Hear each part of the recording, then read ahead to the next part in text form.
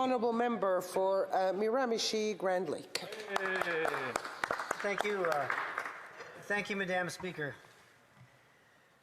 It's certainly a privilege today to speak on behalf of the people of Miramichi-Grand Lake. Madam Speaker, this speech, in 14 years of my life in politics, this speech kept me up at night. It caused me to consider so many different angles of what is truly happening. But it took me back to some traveling I did as a young adult. I traveled extensively in Italy, France. I lived in South Korea, and for a time I stayed in Rome for 1 month. While in Rome, I studied ancient history. We learned about the Emperor Nero. We learned about how when Rome was burning in the year 64, he let the city go up in a blaze, and historians often pondered whether or not he played the fiddle while it was burning because he wanted to create a new palace amidst the ashes, and he blamed it on a small fringe minority of people called Christians. I learned that in ancient history. In the afternoon on that study trip, we studied modern Italy, and I learned about how the Italians were so thankful for Canadians for being liberated during World War II. I attended a ceremony in Tyville in Normandy in 2011, and I spoke on behalf of the province of New Brunswick, and I witnessed the tears in real time of the people that lived on Juneau, of the first houses liberated, and the respect they have for Canadians to this very day. When I lived in South Korea, Madam Speaker, I was walking down the street one night late. It was a 12-hour difference, I believe. I called home, and there was an old man. He was drunken, and he cursed me out because he didn't like the sound of my voice, because I was speaking English, and what I realized later, he thought that I was an American. Some friends of mine who were Korean walked up to the man, told him to be kind to me and that I was Canadian. I didn't understand the language they were speaking. The old fella could barely walk. He was intoxicated. He walked up to me and kissed me on the cheek. He called me a Waguk, which is a Canadian to a South Korean, and he thanked me in his own language for what our ancestors and veterans did in the Korean conflict. Awesome. So it's not lost on me the respect our country has around the world and how we achieved it. But the question here today, Madam Speaker, and it's an important one, we all believe in freedom. We all know how we achieved it. But we have to ascertain what it means to each and every one of us. If you're listening in Miramichi-Grand Lake, and if you're watching here today, I want to tell you that there's a difference between an emergency and an invocation of the Emergencies Act. The act used to be called the War Measures Act. It was brought in World War I, World War II, and by then Prime Minister Trudeau in 1970, and what then leader of the NDP, Tommy Douglas, called basically a gargantuan oversight by an ineptitude government. So for the fourth time in our history, and now under a new name, the Emergencies Act, I need you to realize that this act was not brought in under 9/11, under Prime Minister Chrétien.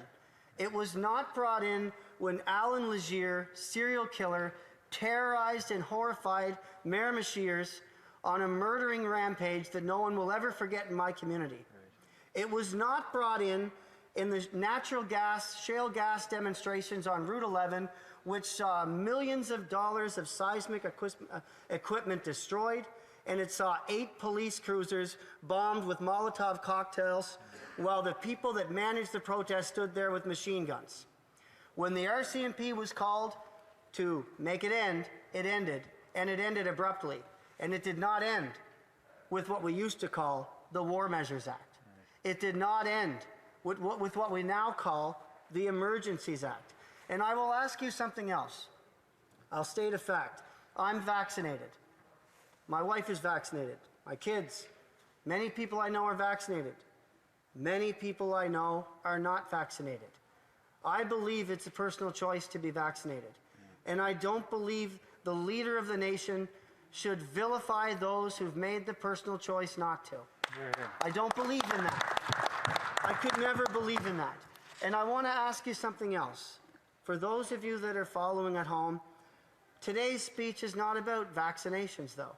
And it isn't even about mandates anymore, Madam Speaker. It's about whether or not we bring the Emergencies Act in to move protesters, dissenters of the Canadian public. And I wonder about my own security, Madam Speaker. I walked through that every night for 14 days, in the dark, alone, 20 or 30 below zero, without anyone escorting me. So if this was a national crisis, who was protecting me, I must ask? The only way to find a cab was through those unlawful people, as mainstream media would have you believe.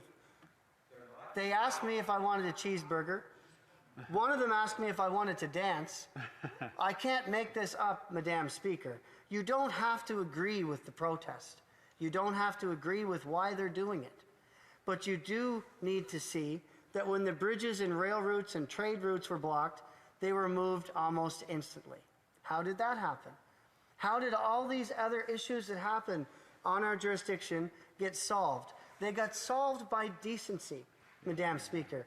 They got solved by prime ministers that didn't go run and hide in their own house while their own country was in turmoil from a crisis started by the Prime Minister himself.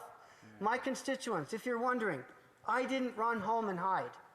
I was one of the first members of Parliament in the country to walk up to a transport and talk to some truck drivers. They were from Alberta. It was Saturday, January 29th, before the convoy even hit Parliament Hill. Most of them were vaccinated. They were protesting freedom. They believe their freedoms are being taken away. How did sitting on the back of a flatbed with a few truck drivers make me a racist, misogynist member of Parliament? How did the member from Thornhill, whose family experienced the Holocaust, get called a racist and a sympathizer? The government of Canada, Madam Speaker, has been labeling Canadians for many, many months. He's traumatized Canadians using divisive language, using constant wedge issues, resulting in the outright stigmatization of the Canadian identity. And the Prime Minister won't apologize for the labeling that he's done. He's hurled insults at everybody who disagrees with him. Madam Speaker, the Prime Minister has used the following language and expressions to further traumatize Canadian citizens. These people, unacceptable people, people who hold unacceptable views, racists, bigots, terrorists, misogynists, and people that take up space. Unbelievable. People that take up space, Madam Speaker? I'd like to think that all of us are allowed to take up a little bit of space in this country that we call Canada. Trudeau, the Prime Minister, Madam Speaker, must wear the blame. Madam Speaker, I want to leave you with something. We must value and uphold freedom of speech and the diversity of opinions. We all have a relative in our past who fought for the freedom we share today.